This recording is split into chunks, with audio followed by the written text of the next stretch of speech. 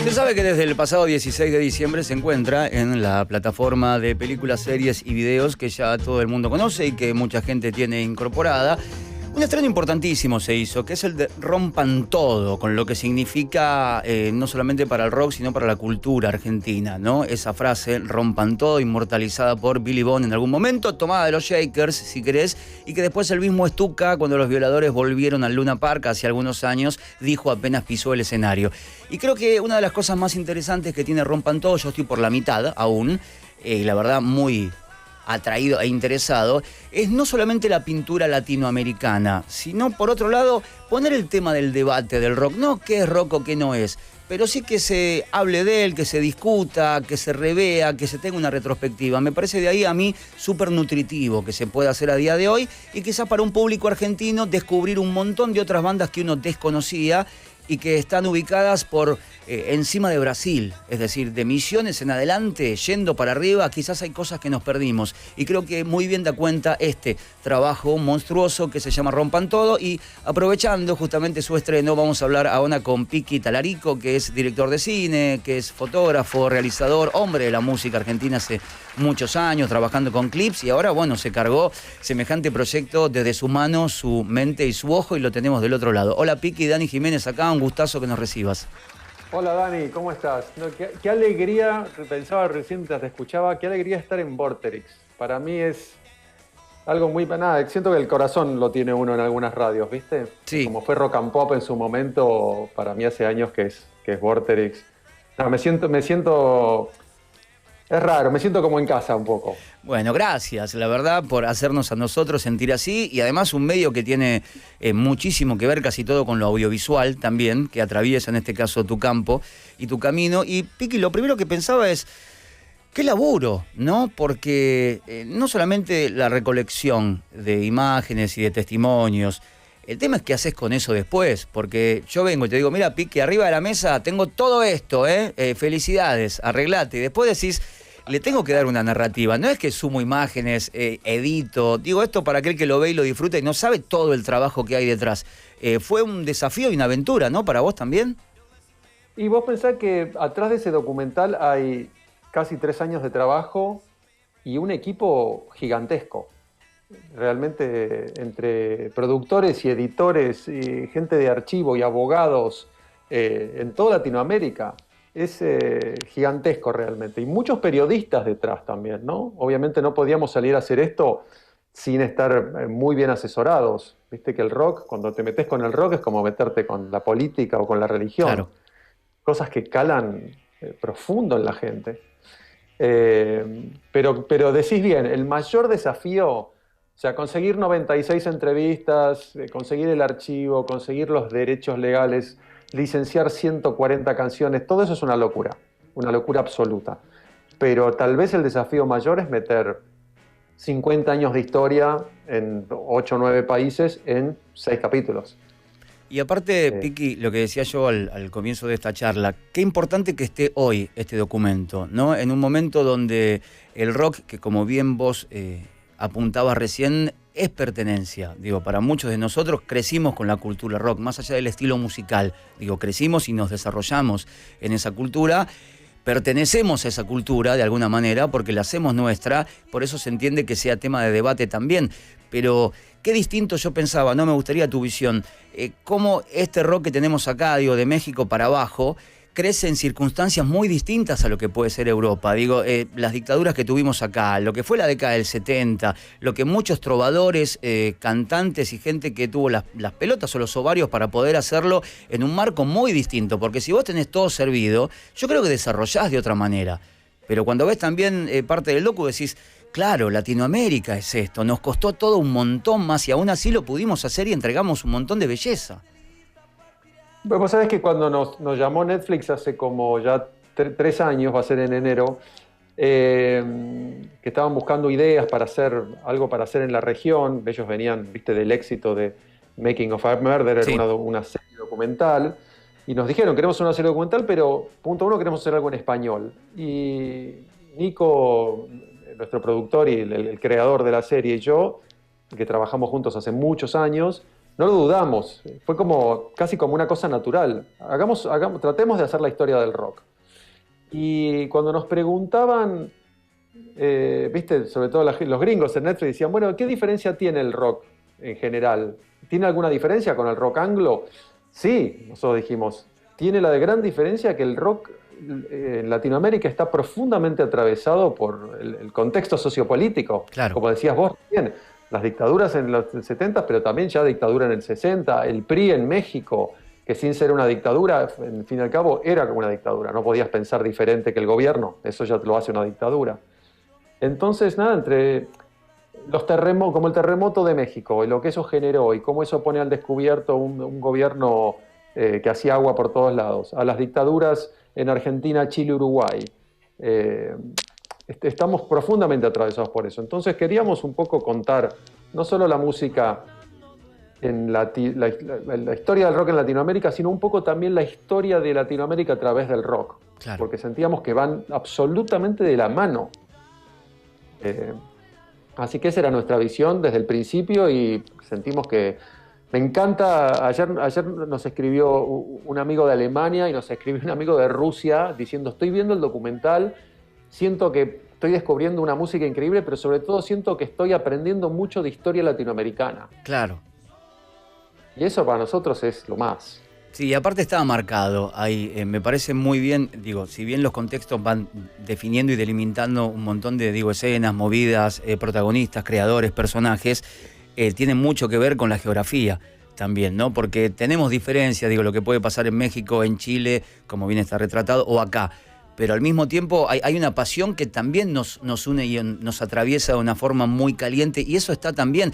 Y la cantidad de cosas que, viste, porque en Argentina te dicen, falta no está aquel, este tiene 1 minuto 53 segundos y el otro 6 minutos con 18. Vos decís, loco, no se puede. O sea, se tendría que hacer un documental de 25 capítulos, es imposible.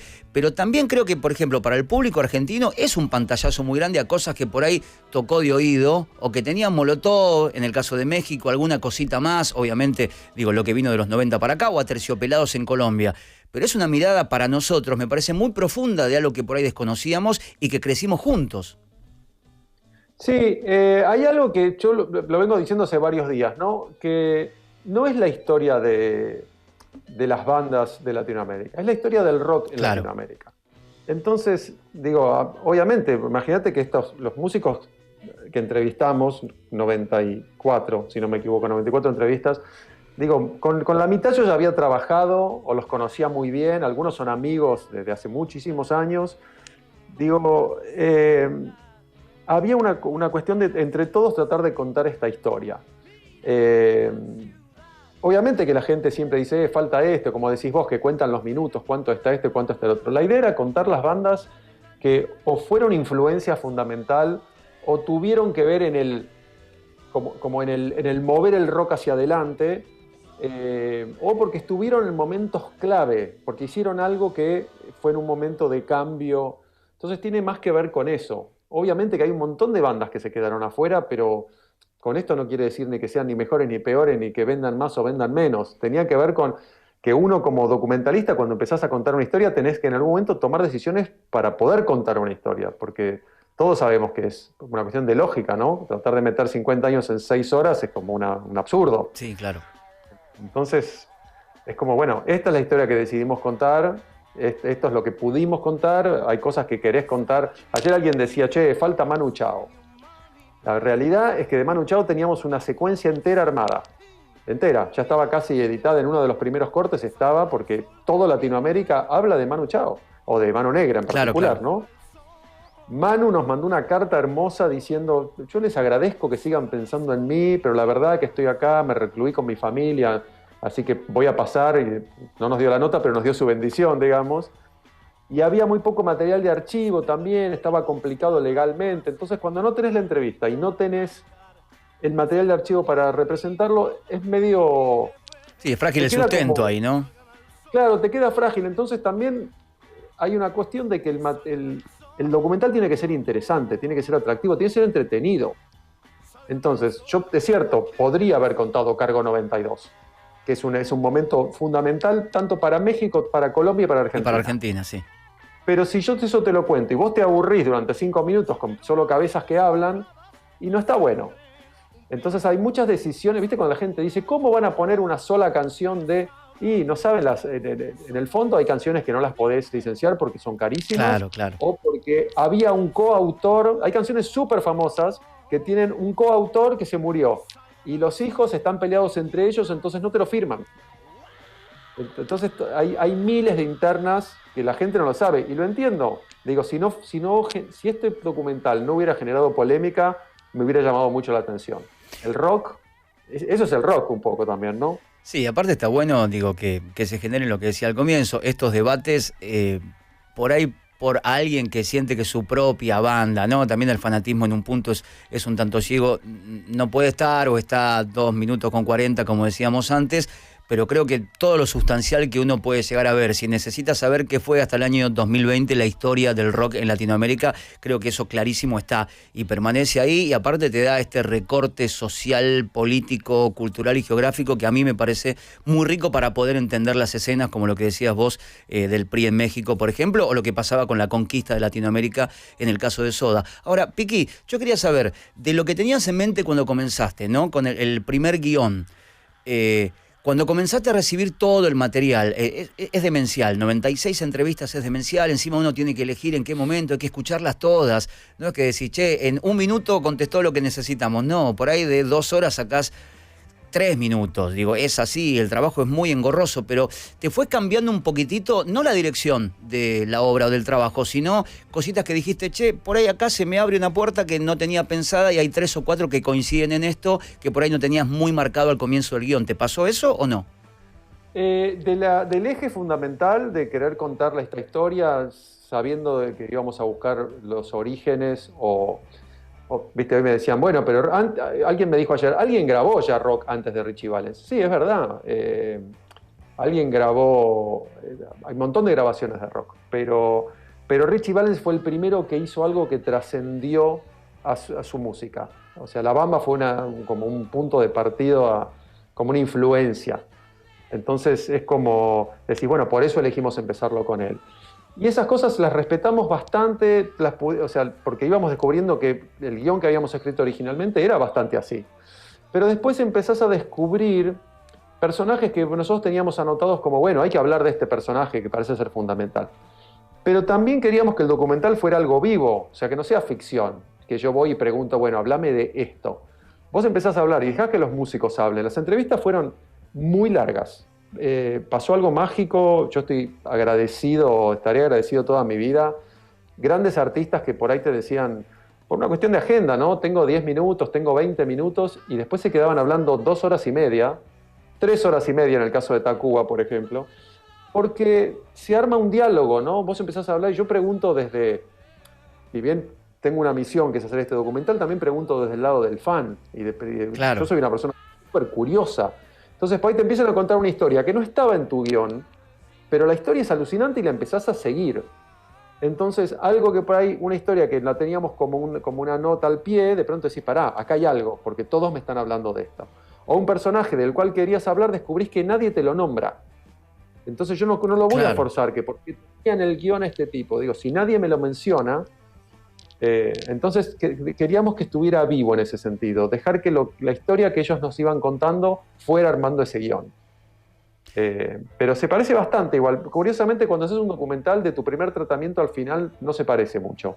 Acá la verdad que o sea, hay como se lo debemos a los periodistas del rock que han contado esta historia 1 y 1000 veces. Entonces nos leímos todas las biografías que encontramos. Por eso siempre digo que de alguna manera y sin saberlo hemos sido asesorados por un montón de periodistas que tuvieron a bien escribir esos libros, más allá de los periodistas a los que fuimos a ver concretamente, a quemarles el cerebro, a preguntarles que nos digan, che, esto está bien, esto es correcto, esto fue así.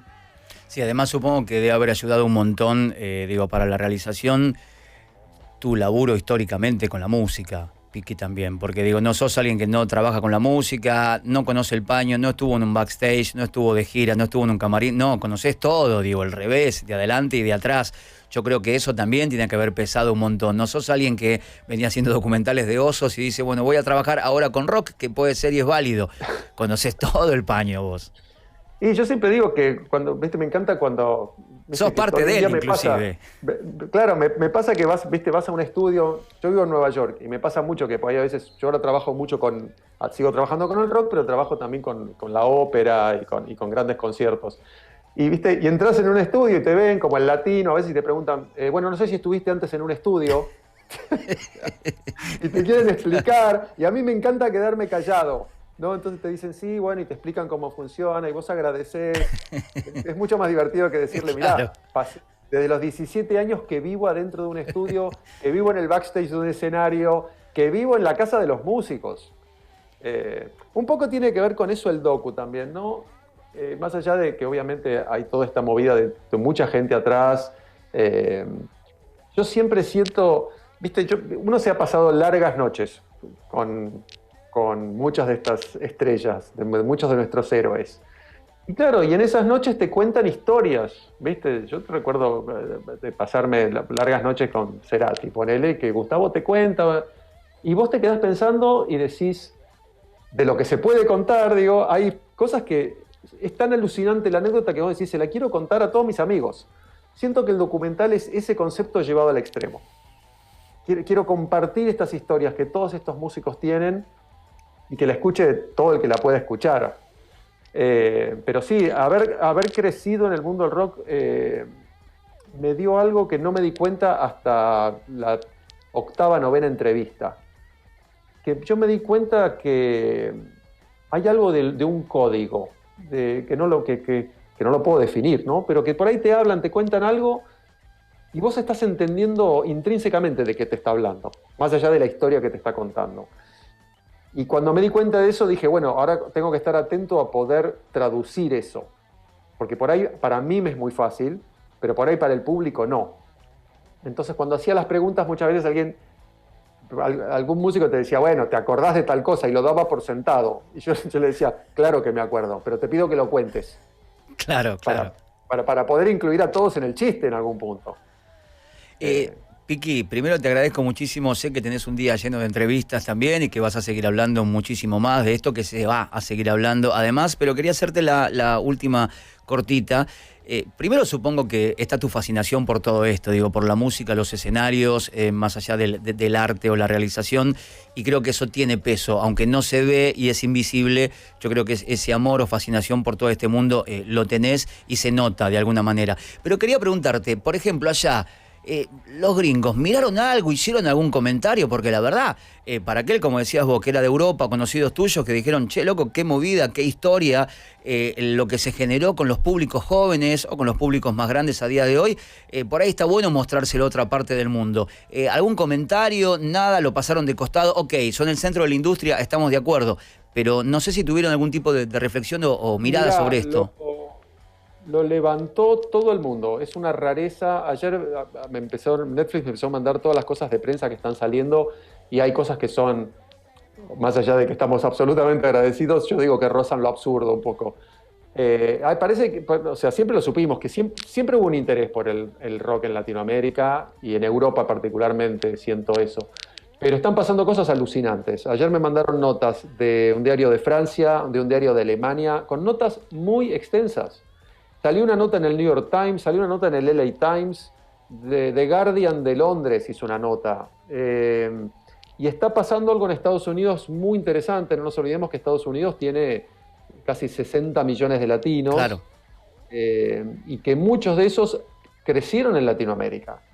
Entonces yo lo que creo que va a pasar, y es una sensación, es un deseo también, que para esa gente que tuvo que dejar su país e irse a vivir a Estados Unidos, por un lado sea recordar, como decías vos al principio, estas canciones son la banda de sonido de nuestras vidas, pero también es una hermosa forma de explicarle a sus hijos de dónde vienen. Y es una muy linda manera de que sus hijos puedan entender un poco cuál es el país que sus padres dejaron atrás. Pero sí, está pasando algo en Estados Unidos. De hecho, ayer alguien me dijo que, más allá de que estamos... Que el documental está primero o segundo en casi todos los países en Latinoamérica, que el documental está 15 en el mundo. Wow. Lo cual, teniendo en cuenta la cantidad de proyectos que hay de series y películas en Netflix, dice algo de Latinoamérica eso para mí.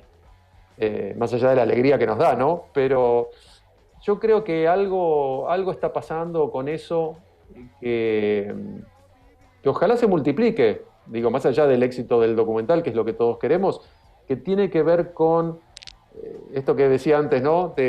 Che, tengo una historia para contarte que está buenísima, que llegue, nosotros apuntábamos a Latinoamérica, pero si llega al mundo y que vean la música maravillosa que se generó en Latinoamérica en estos primeros jóvenes 60 años de rock, está buenísimo. Me encantaría que haya un alemán moviendo la patita con los Shakers. ¿Viste? Sería un éxito. 60 años de rock es un montón, es un montonazo. Es mucho tiempo. Es mucho tiempo, son generaciones, tenés ahí abuelos, padres, hijos. Por favor, una terrible generación. Te agradezco muchísimo estos minutitos, contentos en Vorterix de tenerte, así que si vos estás contento de haber charlado con Vorterix... No, yo te digo... Plan perfecto. Mientras esperaba, me acordaba, en el año 95, me acuerdo que fui a la Rock and Pop a fotografiarlo. La primera muestra de rock que hice tenía una foto de Mario. Mirá. Así que, nada, para mí te digo, realmente me pasa algo emocional con Vorterix. Es como, me siento honrado, la verdad te lo digo, de estar en la radio. Bueno, honrados nosotros, Piqui. Gran laburo a todo el equipo. Sé que hubo muchísima gente trabajando y un tiempo muy, pero muy largo para que se puedan disfrutar estos 6 capítulos en Netflix. Un saludo gigante, felices fiestas y hermoso comienzo de año. Mil gracias, Dani. Felices fiestas para todos. Un abrazo grande. Chau, Piqui chau. Talarico, realizador, director de Rompan Todo, el documental que lo decíamos recién. Está bueno que se vuelva a hablar del rock. Digo, a nivel latinoamericano, yo entiendo, yo todavía igual no lo terminé, pero entiendo esta situación de que quizás falte tal artista o esté menos tiempo. Hay que entender que es a nivel regional. Quizás en un punto a alguien le molesta mucho Santaolalla en el medio, puede ser, qué sé yo. Creo que es un tipo que por ahí fue preponderante. Creo que para México mucho más como productor, digo, en Argentina que también hay otros grandes productores como Mario Breuer o Ingenieros de Sonido, Cachorro, Juanchi y demás, pero creo que está bien enlazada y para mí es vital el recorte social político, porque no es lo mismo hacer música acá que hacer música en Suecia, no es lo mismo. Nosotros tenemos Latinoamérica, digo, de México para acá, tenemos privaciones. Estamos postergados, llegamos tarde a un montón de cosas, nos ha costado mucho y si no, vean la carrera de cualquier músico, amateur que levanta una guitarra, un teclado, un sinte, hace beatbox, lo que sea y que sale a buscar un futuro. Es muy difícil Latinoamérica porque tenés que ver cómo llegás a fin de mes, lo que decíamos al comienzo, que no te suba el precio de las zapatillas porque ya es un problema comprarlas, tenés que pasar una segunda marca porque la primera ya no te alcanza con la guita que cobrás, porque las vacaciones se te van en 15 días lo que ganaste en 6, 7 meses, y hacer arte y hacer música en esas condiciones no es lo mismo. Por eso para mí es mucho más valorable el hacerlo siendo equilibristas del caos. En Latinoamérica somos equilibristas del caos, estamos acostumbrados a tener abajo un terreno que se está prendiendo fuego y nosotros arriba de un piolín con 2 paraguas, uno en cada mano. Así nacemos, no sé si así vamos a morir, pero no son las mismas condiciones, es distinto. Latinoamérica atravesó dictaduras sangrientas durante toda la década del 70, si bien en muchos gobiernos a nivel mundial se van moviendo de una forma paralela. Vieron que acá tuvimos dictaduras en los 70, digo lo que era Chile obviamente, Paraguay, Brasil, Argentina, Uruguay, después ya en los 80 aperturas democráticas, a Chile llega un poquito más tarde, y después de ahí una década liberal que fue la del 90, también a nivel regional, ¿no? Si no piensen Fujimori, Perú, lo que pasaba acá con el Carlos, y ya cuando vamos a los 2000 tenemos gobiernos de centro-izquierda, ¿sí? Lula, Evo, bueno, lo que pasaba acá también con Cristina, Bachelet. Los cambios generalmente de lo político y social a nivel continental van de la mano y son bastante similares como movimientos tectónicos. Y hacerlo en esa especie de desequilibrio social es muy difícil. Vuelvo a lo que decía al comienzo, no tenés 10 años el mismo precio de la manteca acá. Acá hoy está, mañana es otro precio y quizás para el fin de semana no hay más. Y para el otro fin de semana hay una tercera marca y la tercera marca sube al precio de la primera marca. Bueno, en esas condiciones hacer cualquier cosa es más difícil. Por eso a veces uno acá sobrevive más que vive. Estamos acostumbrados, sí, como decía otro gran profeta nacional, lo mal que se vive, lo bien que se está. Pero bueno, creo que es una buena mirada a lo que puede ser el rock en Latinoamérica, pero más que nada lo que significa para nosotros como lugar de pertenencia, como un espacio de pertenencia. Así que ya lo tienen ahí desde el 16 de diciembre, lo pueden ver, y recién charlábamos con su realizador, el señor Piqui Talarico. De lunes a